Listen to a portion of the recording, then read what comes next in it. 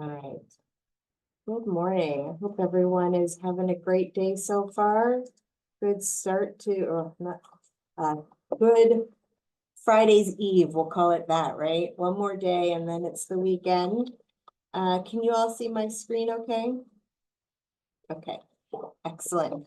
So I'm going to go through a little information about this grant opportunity, and then we'll open it up for questions and welcome anything anyone would like to ask about this funding cycle. So welcome. My name is Rachel Lynch. For those of you who I haven't met in person before, I am the program officer for the Northern Virginia Health Foundation. We are a pretty small foundation comparatively, based here in Northern Virginia. Our offices are located in Alexandria, but we cover the whole region of Northern Virginia. So the 5 jurisdictions of Arlington, Fairfax, Prince William, and Loudoun counties, the city of Alexandria, and all the cities within Fairfax, Falls Church, Manassas Park. And our mission is to improve the health of the residents of Northern Virginia with a particular emphasis on those who are low income, under and uninsured. So over time, we tend to offer a lot of support to safety net services, whether that's direct health care, mental health, oral health, and behavioral health, direct general operating support for clinics and direct providers of care. But we also seek to support organizations who work in social drivers or social determinants of health. So all of the different circumstances that you live in that can affect your health, and whether it's health access or access to housing or access to food or jobs, etc. You all know because you all do that work. Sorry, I'm still trying to admit people. So as you've seen from our RFP, this funding cycle is to support organizations with internal strengthening. So we know that nonprofits, especially small nonprofits, especially nonprofits who may be grassroots or really working in communities, small community-led organizations, oftentimes you all are so focused on doing that great work that you do, that some of those things to help the organization itself are put on the back burner because you don't have funding for that. And organizations, other funding sources often will fund specific programs or services. And so doing things that will then help you all improve as organizations and as staff, which will in turn strengthen what you provide to the community, are sometimes not done because you don't have that opportunity. So these days we know resources are stretched even more thin. You all are under even more pressure to perform with less resources, with more stress, and dealing with more structural issues. We really want to help organizations focus on some of those things that will bolster the work that you're doing. So that could include some of the things I've listed here, but this list is by no means meant to be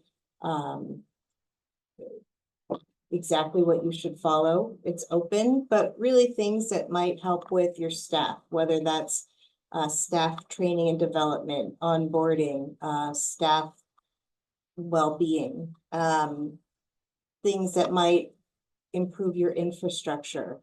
Maybe you need to work on a new policy manual or an audit, or you have a program that's similar to another organization's program, and you guys have realized we both can't sustain, but maybe we could work together, but you need someone to help you with that process.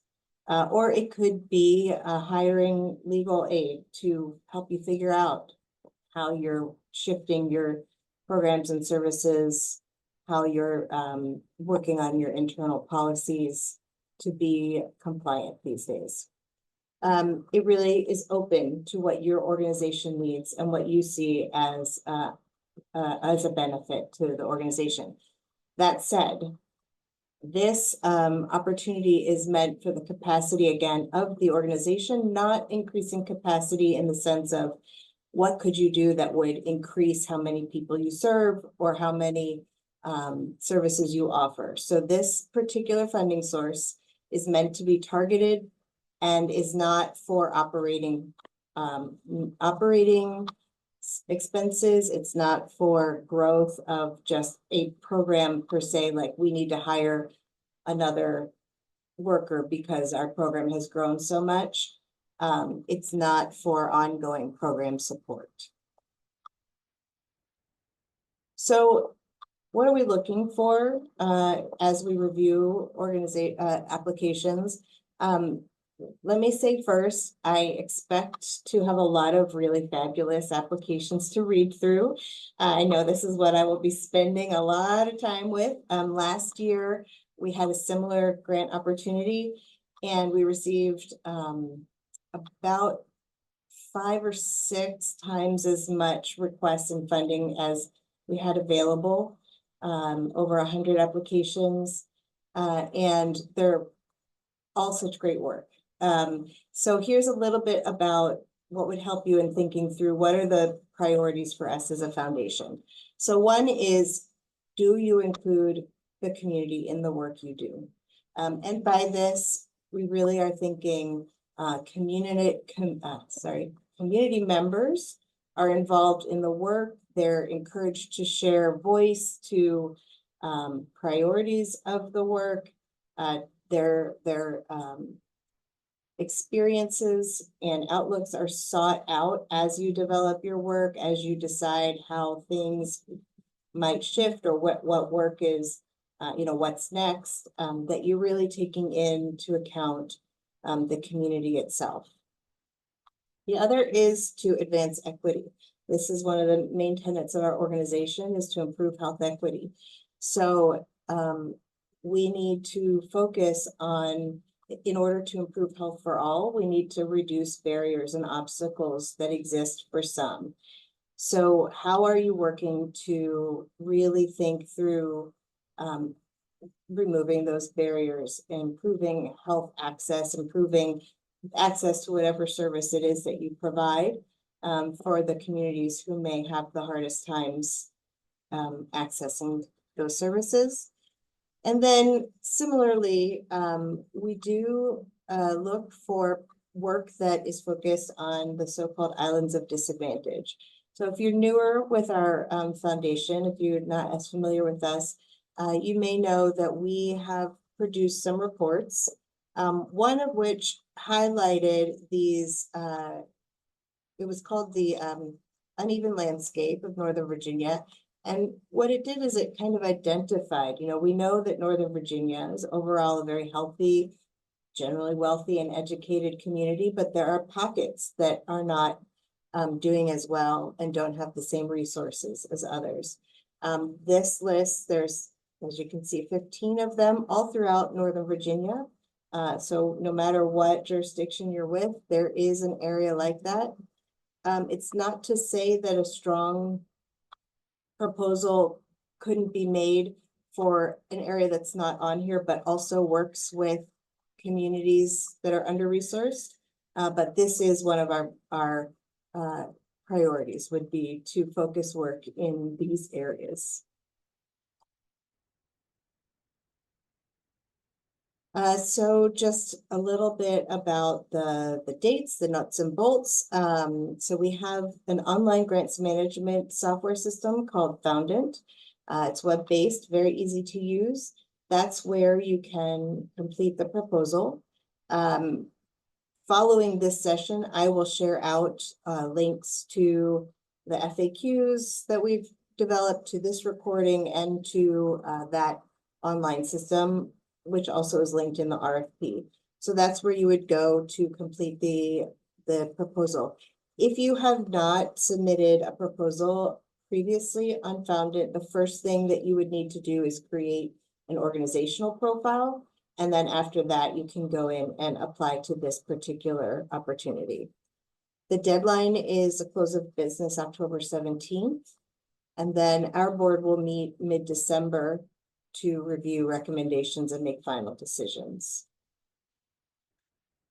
With that, I believe, yeah, that is actually the end of my set information. I am going to stop sharing so that I can see faces and chat a little easier.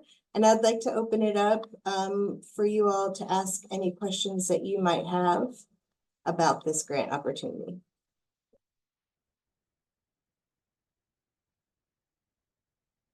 What is the project timeline? That's a great question, Lauren, thank you.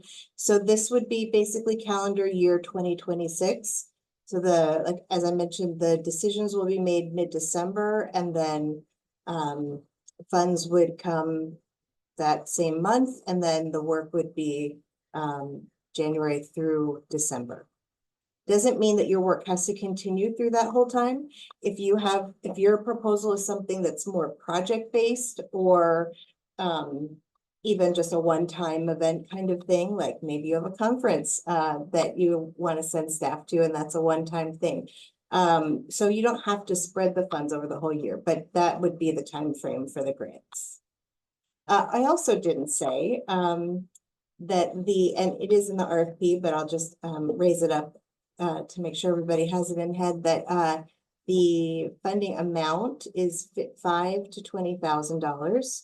So that's the range for available for request. Other questions? Feel free to put them in the chat or speak out loud.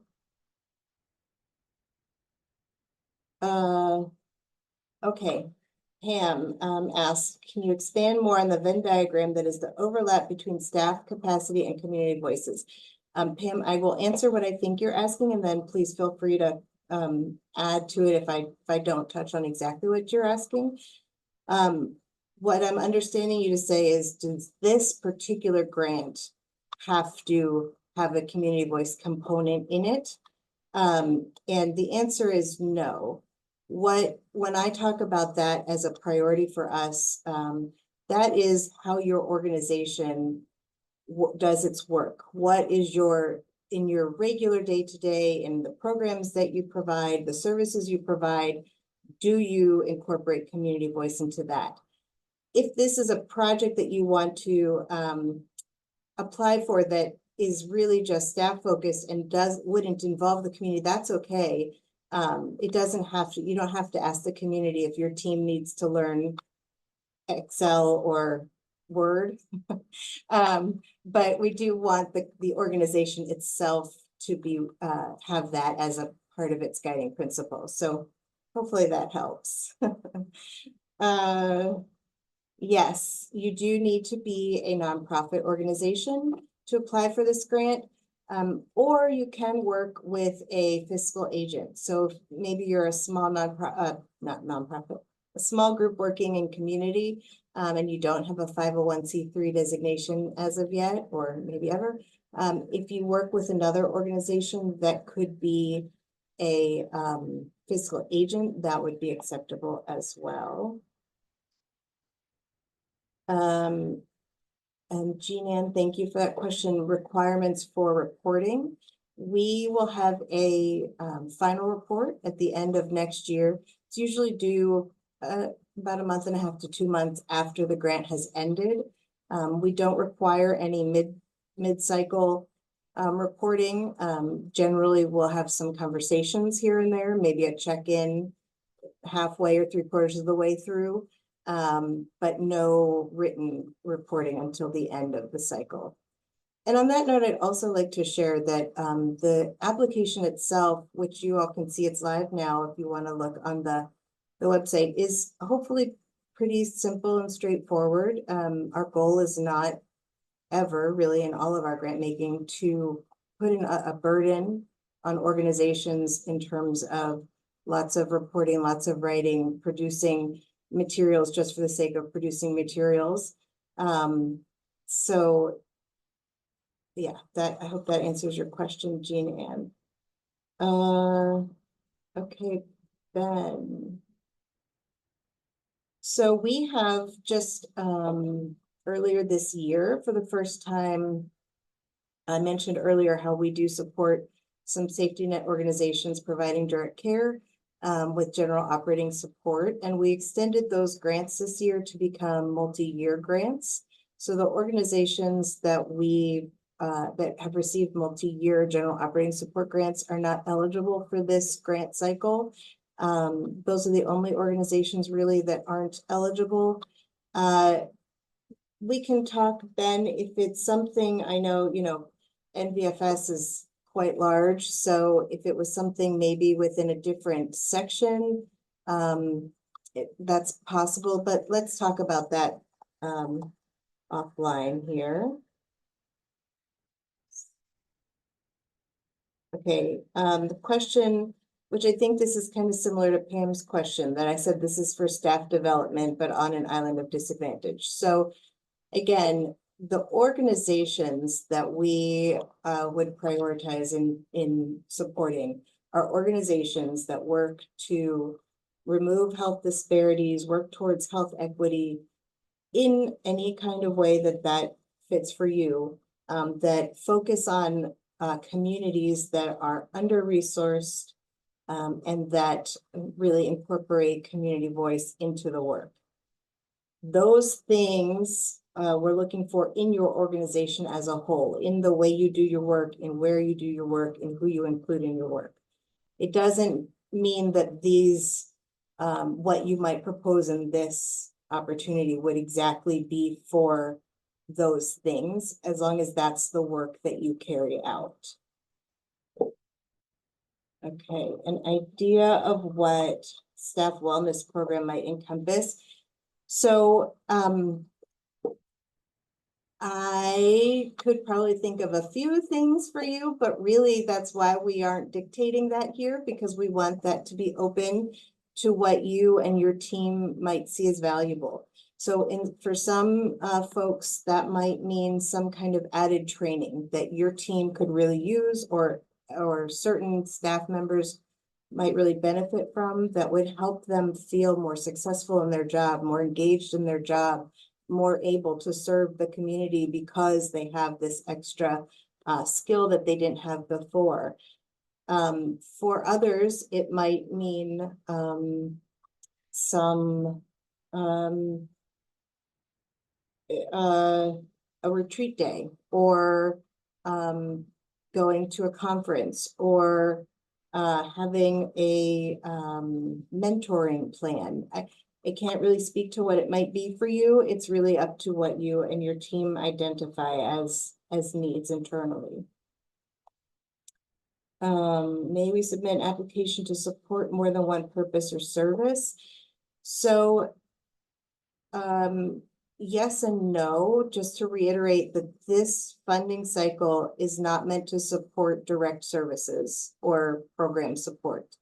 This funding cycle is meant to support the organization and the team within. So if you have a communications plan that you need to develop and it would cross different program areas, yes, of course, totally fine. Or staff members who work on different programs, totally fine. Just this is not meant to support the programs themselves. Developing a plan to look at, really that sounds like, Andrew, if I'm reading this right, kind of where are the highlighted specific needs based on what you do, pockets of, communities that could benefit from your work, absolutely. Okay. Oh, okay, thank you, June. So 2 different consultants, and yes, if you have multiple needs, you're more than welcome to put in multiple needs into this proposal. So you can say, oh, we want to work on, we have this one specific thing that would help here and this other thing that would help here, as long as it's within the more than $20,000, that's totally fine. I have a And I question. would add on that part just to say, if you are proposing a, work that is larger than the amount you're requesting, please do include something on how, where you are with the other funding, right? Just so we can understand whether or not it, our grant would enable you to move forward, or if you're still figuring that part out. Just gives us a helpful way of understanding where things are. Communications consultant, yes, that sounds reasonable. Again, I should say, I don't want to get too specific on exact requests here. I am very happy always to chat one-on-one. If anyone wants to kind of flesh out what they're thinking about and they'd like some feedback on whether or not that sounds appropriate, I am happy to do that on a one-on-one call. I don't want to get too in the weeds just because I'd hate to misunderstand a question and then say, yeah, go forward. And then it turns out to not be exactly in line. But by all means, again, looking for things that are really organizational, not service specific. Zachary, were you gonna, I think I saw you come off mute Yeah, for a sorry. second. I tried to jump in. For the consultant engagements, do we need to have a specific consultant identified at the time of the application, or could we provide like an RFP of the kind of scope of work that we're trying to achieve, and then move forward with selecting the consultant based on whether or not we receive the funding? Yes, that would be fine. You don't need to have someone already in hand with a contract, et cetera. You would Gotcha. need to be able to develop a budget, of course, and Right. so, we would want to know what you plan to, what you think you'll need for that. And then I guess I'll add, which is kind of, again, our standard operating process with all of our grants is anytime if you have a grant from us and something's not quite going along as planned, just reach out. We're always happy to talk. So, in that situation, if you did, you got the grant and then you put out the RFP and then you were struggling to find the right person, things happen. We would just want to, have conversations about that and kind of move forward. But yeah, we don't need you to have everything fully in place, because if you don't have the funding, you can't get there. But yeah, just as long as you know specifics on what you want to do and how much you expect it to cost. Great. Thank you. Yeah, of course. Y'all have had some really great questions. Other questions?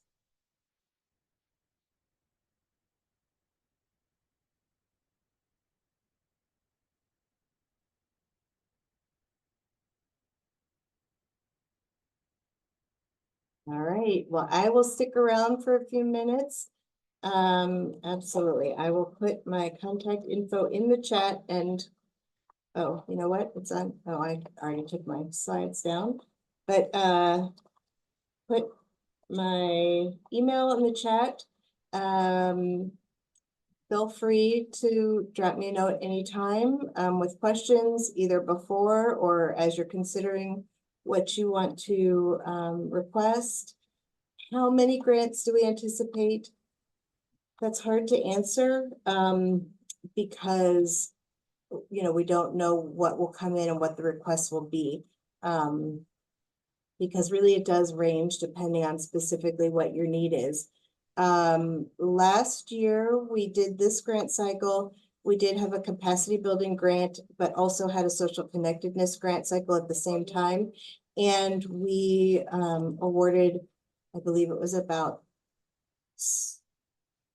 15-ish grants in that cycle. So I would say I would anticipate about the same, somewhere in the 10 to 20, 15 to 20, 25 grants, just depending on what comes in.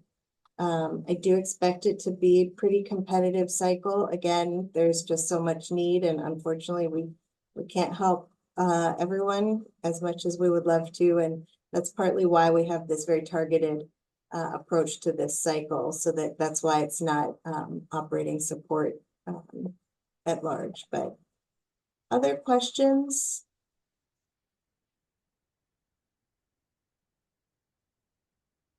Hi, this is Angela with Salvation Army. I just logged into the portal and I see in the portal it says the deadline is October 15th, but when I look at the web at 7 p.m., when I look at the website, it looks like it's the 17th at 5 p.m. It is the 17th, and I think that that's just a typo on the unfounded, because the deadline is the 17th, I'm pretty sure, but I'll double check that. It is the 17th, though. Thank you for asking that, Angela. So again, if you hopped on late, or if you have colleagues or folks in other organizations that you think might be interested, this webinar has been recorded and it'll be up on our website later today or tomorrow. And feel free to reach out anytime with any questions. I hope y'all are doing well and enjoy the rest of your week. Thank you.